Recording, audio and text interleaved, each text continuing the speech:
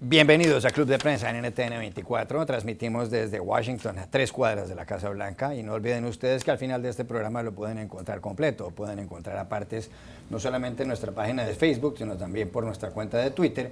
Y el audio, por si quieren escucharlo, por si quieren oírlo, lo pueden encontrar en SoundCloud. Les doy la bienvenida a los invitados hoy a Club de Prensa. En primer lugar, Juan Carlos Hidalgo, investigador costarricense del Cato Institute, uno de los centros de pensamiento más conocidos de la capital de Estados Unidos. Bienvenido a esta mesa, como siempre. Buenos días. José Díaz Briceño, corresponsal de Reforma de México, bienvenido también. Gracias, Juan Carlos. Y Muni Jensen, analista política del Club de Prensa, bienvenida a esta casa. Gracias. El primer asunto tiene que ver con una noticia que se produjo el viernes, y es la elección como nuevo alcalde de Londres, de la capital de Inglaterra, de un musulmán. Se llama Sadiq Khan, es un hombre conocido, tiene 46 años, había sido ministro de las comunidades, ministro de transportes, es del Partido Laborista, es decir, del partido que le hace oposición al primer ministro David Cameron. Cuando estuvo en el gabinete ministerial, el jefe del gobierno era Gordon Brown, quien sucedió a Tony Blair. Pero llaman la atención muchas cosas. La primera, que es musulmán, como decía. Nunca había habido un alcalde del credo islámico en la capital de Inglaterra. En segundo lugar, que viene de un suburbio de Tooting, una zona en el sur de Londres que es muy pobre. Es un hombre que viene de una familia de 7 hijos, durmió gran parte de su vida en unas literas, en camas camarotes, en camas de 2 pisos. Su padre fue conductor de autobús en Londres, su madre, una mujer muy sencilla, estudió en la Universidad de North London, que es una universidad pública, y derrotó a Zach Goldsmith, un hombre hijo de un millonario inglés, que estudió en Eton College, uno de los colegios más importantes del mundo y más prestigiosos. Fue expulsado, hay que decirlo, porque le encontraron drogas, pero también estuvo en grandes universidades. Hizo el señor Goldsmith una campaña contra Khan, diciendo que era musulmán y burlándose de su religión. Lo cierto del caso es que Sadiq Khan va a gobernar una ciudad de 8.600.000 habitantes, una de las ciudades más civilizadas del planeta, sin ninguna duda. Y dice que su programa estrella va a ser construir 50.000 casas al año para las nuevas personas, para las personas pobres. Obtuvo 1.300.000 votos, pero la pregunta que quiero hacerles a ustedes es esta, porque hay una columna de Roger Cohen en el New York Times y dice que más importante que todo el fenómeno del señor Donald Trump aquí en Estados Unidos es la elección de Sadiq Khan como alcalde de Londres, y que esto en cierto modo constituye una cachetada a un hombre como Trump, que está pregonando la prohibición de la entrada de los musulmanes a Estados Unidos. Si en Inglaterra se hubiera prohibido, este señor no sería alcalde de Londres. Y también constituye una cachetada a la ideología de Osama Bin Laden, ya desaparecido, el líder de Al-Qaeda. ¿Qué lectura le da usted a este noticionón? Sin duda. Sí, es muy particular de Londres. Londres es una ciudad muy especial. Usted mencionaba una enorme megápolis, 8 millones de habitantes, de los cuales casi un 40% de los habitantes de Londres no nacieron en el Reino Unido. Esto es una ciudad muy cosmopolita. 1 de cada 8 habitantes es musulmán, así que refleja esta naturaleza también diversa de la ciudad de Londres. Y bueno, Londres es una ciudad que tiende a votar laborista. En este caso viene saliendo de 8 años de que la alcaldía estuviese en manos de un conservador que fue Boris Johnson, pero vuelve al estado natural, que es de que está en manos del Partido Laborista. Ahora bien, la alcaldía de Londres no es una oficina que tenga muchos poderes. Recién fue creada durante los años de Tony Blair. Antes la ciudad era gobernada por el Parlamento. Pero aún así es muy simbólico, a pesar de que sus poderes son limitados y demás, es muy simbólico. Usted mencionaba una cifra interesante, y es que recibió 1,3 millones de votos. Dado que en Reino Unido no existen cargos nacionales, cada miembro del Parlamento se postula por una circunscripción, ¿verdad? Esta es la mayor cantidad que un político ha recibido en la historia del Reino Unido de votos, 1,3 millones de votos, porque usualmente las circunscripciones electorales son más pequeñas que eso. Así que claramente reviste de muchísima importancia simbólica el hecho de que este señor llegara al poder. Y también el hecho de que muestra que, a pesar de que existe toda una visión del Reino Unido como un país dominado por clases sociales, un país muy clasista, que es gobernado por graduados de Oxbridge, como se dice, que son los graduados de Oxford y Cambridge. Y el actual primer ministro fue graduado de Eton, este colegio privado, fue a Oxford y demás. Existen muchas historias como las de el señor Khan. Existen muchas historias de gente muy humilde que ha llegado a los principales puestos de poder del Reino Unido. Margaret Thatcher fue hija de un pulpero. El mismo John Major no tuvo mayor educación universitario. Y bueno, y este señor. Así que eso demuestra también que existe una importante movilidad social en el Reino Unido, que es el mensaje que hay que darle precisamente a las comunidades que han sido apartadas, ¿verdad? Como ocurre con las comunidades musulmanes en Europa. Existe mucha segregación en países como Francia, en países como Bélgica, que hemos visto que son donde están saliendo muchos terroristas, y el mismo Reino Unido. Pero existen historias como esta que demuestran que el hecho de que usted venga de un origen humilde en un país como el Reino Unido no significa que usted va a permanecer segregado por el resto de su vida, o que usted va a permanecer en la mediocridad por el resto de su vida. Usted puede surgir, y ese es el caso de este señor Khan, que en buena hora que es el nuevo alcalde de Londres. Deja también sin piso esto a los que dicen que Europa se la van a tomar los musulmanes, el hecho de que llegue un hombre de credo islámico a la alcaldía de Londres. Es un tema muy interesante. El tema simbólico es altamente relevante, ya que pues es una de las ciudades más importantes del mundo, es una de las capitales europeas, es la primera que tiene un alcalde musulmán, y esto va viendo cómo se normaliza la presencia de una sociedad multicultural en el continente europeo. No recordemos, cómo hasta hace unos 20 años era muy raro ver hijos de inmigrantes, por ejemplo, en las selecciones de fútbol de los países europeos. En este momento, selecciones como Alemania, Francia, que se llamaban realmente hace mucho tiempo como muy fuertes en su origen nacional, ahora tienen a gente proveniente de países como Congo. La propia Alemania tiene hijos de inmigrantes procedentes de Turquía, como Mesut Özil, Sami Khedira. Entonces, y ahora en estos momentos... En el 98 la selección francesa que ganó el Mundial era con jugadores como Zidane, como... Así es. Entonces, de Argelia. La normalización de una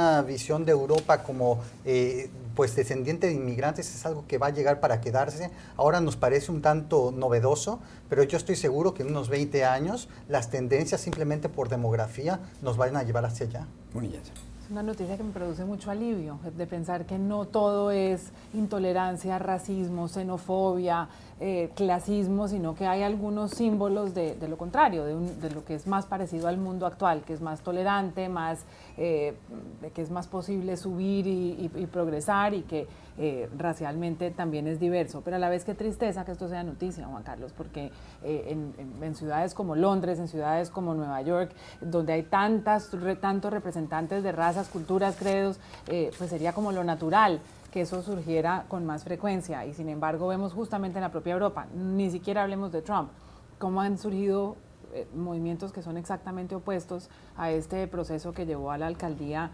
al primer musulmán. Por otro lado, me parece un mensaje muy positivo para estas agencias de reclutamiento terrorista, para los muchachos que son blancos de estas agencias de reclutamiento terrorista, y es que él presenta una alternativa. Uno puede ser musulmán, religioso, puede ser exitoso y puede ser británico. Entonces, esta nueva identidad que él simboliza es algo que puede mandar un mensaje muy bueno a muchos jóvenes que se sienten completamente aislados.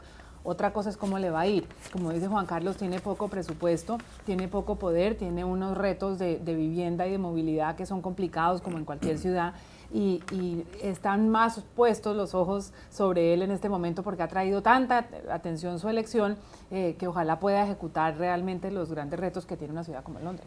Decía el señor Khan, soy de Londres, soy europeo, soy británico, soy inglés, soy de fe islámica, soy de origen asiático, soy de ascendientes pakistaníes, soy hermano y soy padre. Ahí está Inglaterra, que sin duda es uno de los países que más han contribuido a la civilización occidental. No solamente nos ha dado a Shakespeare y a Isaac Newton y a John Locke, pero además nos salvó del nazismo en la Segunda Guerra Mundial, y además se ha inventado el mundo moderno. Niall Ferguson, el profesor de Harvard, historiador, dice que gran parte de lo que es la modernidad es inglesa. Los ingleses inventaron los deportes en equipo, como el fútbol, las bolsas de valores. No te olvides de la música, Juan Carlos, ¿no? más los antiguo, Beatles. más antiguo de la modernidad. Y los Beatles. No, bueno. Podemos cambiar de tema. Bueno, ahora vamos a hablar del señor Donald Trump, otra vez. Hay un lío en el Partido Republicano. Donald Trump es el virtual candidato, ya no tiene competidor. La convención republicana es en Cleveland en la segunda quincena del mes de julio. Y el presidente de la convención será Paul Ryan, que es el funcionario de más alto cargo del Partido Republicano en Estados Unidos. Es el presidente del Congreso o el presidente de la Cámara, o lo que en inglés se llama el Speaker of the House.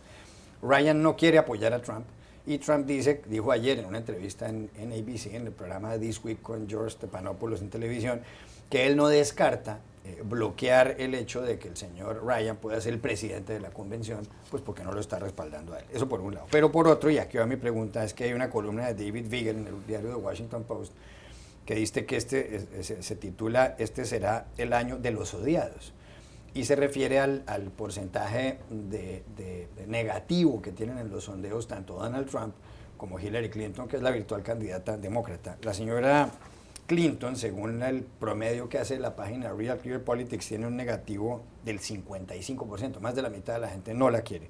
Y el señor Trump tiene uno del 65%. ¿Va a ser una campaña así entre dos odiados? ¿Se escogerá de pronto el mal menor, el menos odiado? Una campaña inédita, por lo menos en tiempos modernos en Estados Unidos. Donald Trump llega con una impopularidad del 65%, Hillary Clinton llega con una impopularidad del 55%. Creo que cualquier otro candidato republicano, excepto Ted Cruz, hubiera partido como favorito ante una Hillary Clinton con esos números de impopularidad. Y bueno, cualquier demócrata, sin excepción, hubiera llegado como favorito ante un Donald Trump con esos números de impopularidad.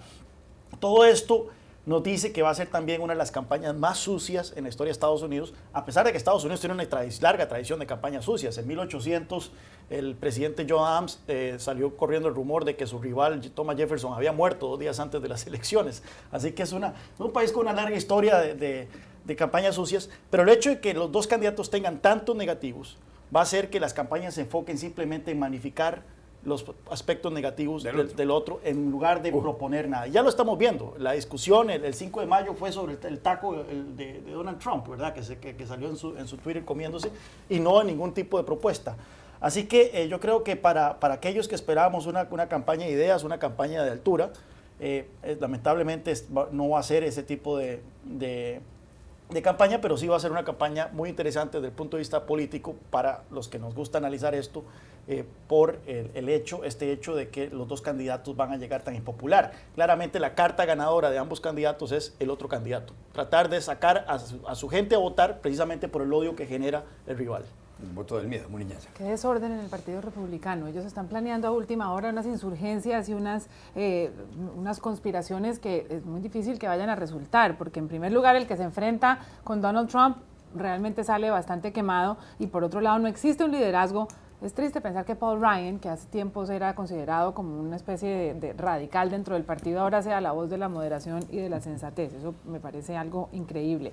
Pero lo cierto y la verdad que nadie quiere ver es que Trump no necesita al Partido Republicano para ganar. El Partido Republicano va a tener que alinearse para apoyar la candidatura de Trump, porque en este momento no aparece ninguna solución, a menos que a última hora y en mitad de la noche se esté cocinando algo que sea pues tan supremamente revolucionario que funcione. Trump va a ser el candidato, le va a dar una pelea feroz a Hillary Clinton, va a sacar absolutamente toda la artillería contra ella, y lo que se está viendo aquí es un fenómeno que viene desde hace varios años, es una fragmentación enorme entre los votantes y las élites o los establecimientos políticos, y en este momento yo creo que los votantes no saben qué hacer, no saben por quién votar de ningún partido, tienen una candidata demócrata que no les produce ninguna emoción, al contrario, desconfianza, y un candidato republicano que les produce miedo.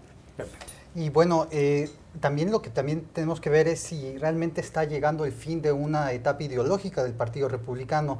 Alguien en una columna del New York Times en el fin de semana decía que quizá ante las posiciones poco ortodoxas de Trump respecto a temas como libre comercio, migración, que tenían muchos de los líderes del partido, pudiera estar llegando el fin del reaganismo como lo conocemos, también de la intervención al exterior, una política exterior mucho más de halcones y no la que él supone. Entonces, ¿será el inicio de un nuevo partido republicano con las ideas de Trump si logra imponerse como presidente? Eso me parece que está en juego en estos momentos, y son las tensiones que realmente se ven cuando Paul Ryan no quiere apoyarlo y otros líderes más importantes, porque ven la pureza ideológica no está ahí. Ya regresamos al Club de Prensa. Volvemos a Club de Prensa en NTN 24 desde Washington. Este miércoles se espera el voto en el Senado brasileño para ver si ese cuerpo destituye o no a Dilma Rousseff, la presidenta, por un problema de malos manejos de las cuentas del Estado. Pero hay noticia de última hora. ¿Qué fue lo que pasó? O se esperaba, Juan Carlos, porque realmente apenas hace unos momentos el presidente interino de la Cámara Baja ha decidido cancelar la tramitación del voto que se celebró en abril 17 en la Cámara, donde se destituyó y daba paso a este nuevo voto en el Senado. Nadie sabe exactamente cuáles son los efectos de si el proceso contra Dilma procede, que sabemos que en el Senado estaban los votos para destituirla. Entonces hay un estado de shock. Realmente los acontecimientos en Brasil hacen pensar que son 10,000 veces más complicados que cualquier trama de House of Cards, ¿no? Más adelante más información aquí en NTN 24 sobre esto del Brasil.